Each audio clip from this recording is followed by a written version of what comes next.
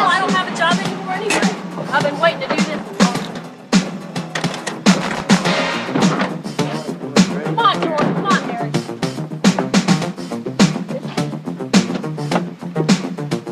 Save our job! Stop Master Green! Save our job! Stop Master Green!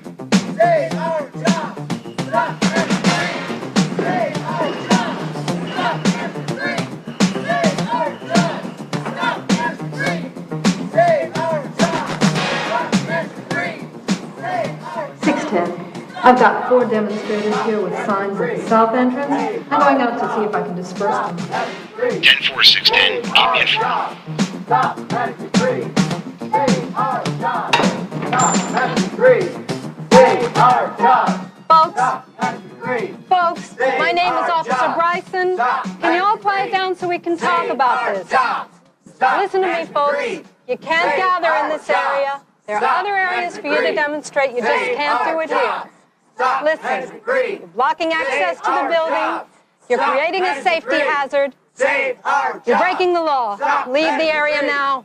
Save our job! Stop Master Green! Save our job! Stop Master Green! Save our job! Stop Master Green! 610. I'm at the south entrance.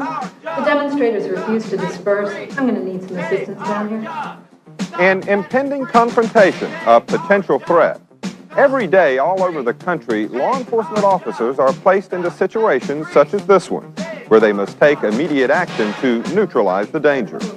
It's a way of life for everyone with a badge.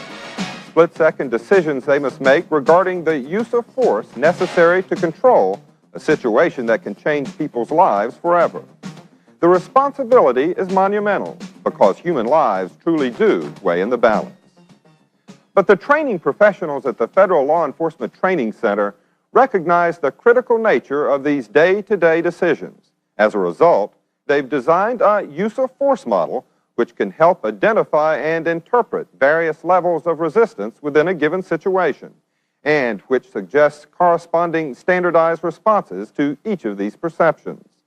The purpose of this program is to provide officers and students alike with a graphic illustration of that model.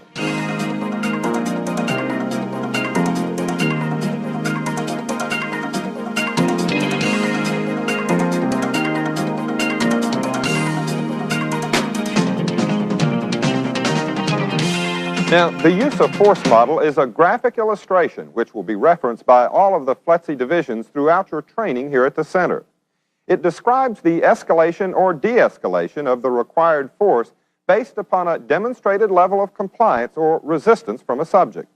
Its purpose is to help create standardized responses based on an officer's reasonable perception of a threat.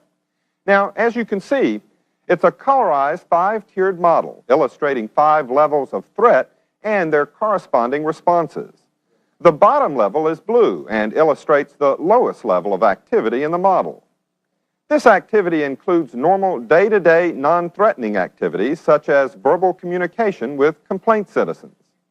The green level describes the perception of passive and nonviolent resistance by a subject, which calls for an increased level of verbal communications by the officer in conjunction with the physical response of the contact controls. Moving up the model to the yellow tier signals the need for increased officer awareness due to a recognized threat of active resistance. At this point, there's been no assault on the officer. Therefore, the use of control techniques only should be employed to handle the situation. The orange tier defines an officer's perception of imminent bodily harm to himself or to others, based on an assaultive posture or hostile resistance by the subject. This level calls for self-defense techniques, along with threat elimination strategies. The highest level of threat is depicted here at the red tier, where imminent serious bodily injury or death may result. If a threat on this level is perceived, the officer must maintain the highest level of risk assessment and be prepared to use survival skills, including the use of deadly force. As you can see, the model also supports double-sided arrows running from the blue tier all the way to the red tier. These arrows represent a logical and legal cause and effect based upon a reasonable perception of risk. They illustrate that an officer has the option to escalate, de-escalate, jump between tiers, or maintain the level of force that he or she deems appropriate to gain and maintain control of the subject and the situation. It's a dynamic model, isn't it? In theory, it effectively defines enforcement electives as a function of a reasonable officer's perceptions. But what about the real world? Does the use of force model apply in real-life law enforcement operations? Let's continue the scenario we saw earlier to see if it does. Save our jobs! Stop management greed! Save our jobs! Stop management greed! Save our jobs! Stop management greed! Save our jobs! All right, listen up, folks. Listen, hey, folks, listen up. Stop management greed! Save our jobs! I'm Special Agent Dave Hale. Can y'all quiet down so we can talk about this? No, quiet, ma'am. Listen, I don't like the idea of the plant closing any more than you do, and you all certainly have a right to voice your opinion in this matter. But this is not the place to do it. You're going to have to take your signs and move along. You're creating a hazard here. Not a chance. We're not going anywhere until we get some answers here. Yeah. Listen, I understand how you feel. I know that times are tough, but there are better ways to deal with this. Right now, what you're doing is you're breaking the law, and if you don't leave now, I'm going to have to arrest you. What do you know about tough times? Yeah. You sitting upstairs in your cozy little office in your three-piece suits. Yeah. I poured my heart and soul into this plant. For 17 years, I've worked myself to death for their crummy wages, and now they're closing up shop, moving out of the country. What about us? Yeah. What about our families? What about our retirement? Yeah. What about us? I know that you're upset by this, but there are better ways to deal with this problem. You can take it to the courts, or you can hold legal demonstrations in authorized areas. But you cannot demonstrate here. It's illegal, and it's creating a hazard to other people. Don't listen to this guy, Harry. What the hell do you know anyway? We didn't come down here to talk to you, mister. We came down here to talk to somebody else. Yeah. All our lives we've been doing things the right way. Yeah. And what did it get? Unemployment. Well, we're here to do something about it now. Listen, hold on. Let's just cool down, and let's talk about this. We're through talking about it, mister. We're here to do something. Listen, for the last time, I'm telling you to move away from this area now. You get your hand out of my face. All right, that's it. You're under arrest. Turn around and put your hands in your arrest me. This is a free country. Hey, come on, man. I didn't do anything. Hey, what the hell are you doing? You can't arrest him. He hasn't done anything. Leave him alone. Back off now. Hey, get your hands off me. I've got every right to be here. No, sir, you don't. And if you don't leave right now, I'm going to arrest you, too. I don't give you that. I'm a taxpayer. I pay your salary, pal. Yeah. You're supposed to be protecting me. You don't even do this harassing me. I'm not going anywhere, and you can go to hell. All right, that's it. You're under arrest. Turn around and put your hands over your head. I'm not going anywhere, man. You want a piece of me? All right, drop the knife. All you want. Drop the knife. Son of a bitch, come on. Drop the knife. What are you going to do, shoot me? Yes, sir, well, if I have to. That's up to you. Drop the knife now. All I'm going to do is keep my job. Drop the knife. I've been working hard all my life. This isn't fair. Drop the knife now. Toss the knife over there. Now. All right, put your hands over your head. Turn around. Don't move. Well, were you able to distinguish the tiers of the model? Remember them: compliance, passive resistance, active resistance, assaultive with the threat of bodily harm, and assaultive with the threat of serious bodily harm or death. Let's look back and see if we can locate them. Save our job! Right at the beginning, when our demonstrators have just arrived at the steps, we are at the first tier of the model. Officer Bryson utilizes her communication skills in the hope they will be compliant and leave the area without incident. She is not successful in that attempt. When Special Agent Hale arrives on the scene, he again starts on the first level, trying to resolve the problem by gaining their compliance. We know that didn't work either. The demonstrators continue in their posture of passive resistance. However, one of the demonstrators crosses the line, becoming actively resistant. But by escalating his level of enforcement tactics in response to this active resistance, Agent Hale was successful in taking control of one of the demonstrators. A second subject also becomes actively resistant and charges Agent Hale.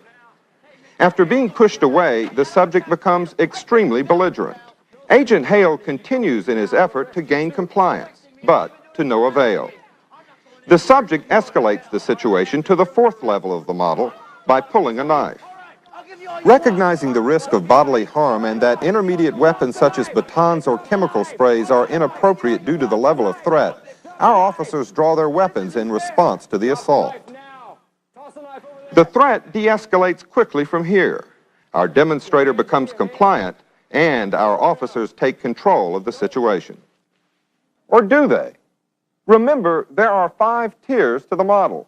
So far, we've witnessed only 4. In addition, orderly escalation or de-escalation up and down the tiers is not always the way enforcement electives work out. We all know that situations can begin at any one of the levels of the model, or move from one level to the other in an instant. An officer must be prepared both mentally and physically to administer the proper response based on the level of resistance he perceives. With that in mind, let's rejoin Officers Hale and Bryson and see if the situation is really under control.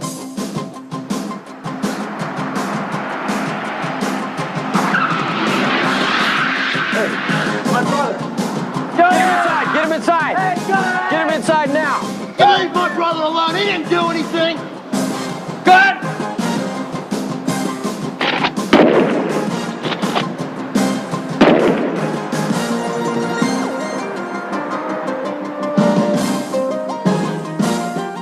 It's not often that an officer is forced into a response from the 5th tier of the model, but he must nonetheless be ready to take that action.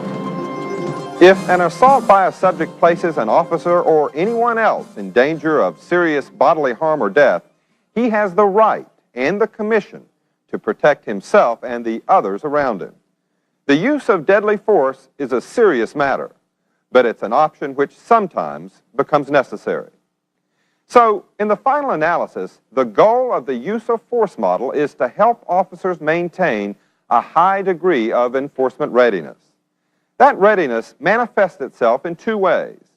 First, in a willingness to keep enforcement responses on the lowest tier possible through skillful use of physical and communicative strategies. And second, in the resolve to escalate to the appropriate level of response whenever necessary to protect human life and to maintain control of the situation. It is absolutely essential that all law enforcement officers understand the precepts of the use of force model and are fully confident in their ability to navigate up and down and in between its 5 tiers. So let's briefly recap what the tiers represent. The blue level is the lowest level, representing day-to-day non-threatening activities. The green level represents passive or nonviolent resistance and calls for an increased level of verbal communications and contact controls if necessary. The yellow tier signals active resistance and calls for increased awareness and compliance techniques. Orange warns of hostile resistance and imminent bodily harm to the officer or to others and calls for self-defense techniques. And the red tier represents the threat of serious bodily injury or death and calls for the use of deadly force if necessary. These standards, defined by the tiers of the model, go to the very heart of the law enforcement philosophy taught here at the center. And so you will see this illustration often during your training here. Learn it well. The decisions you make regarding the proper use of force will play a major part in your career as law enforcement officer.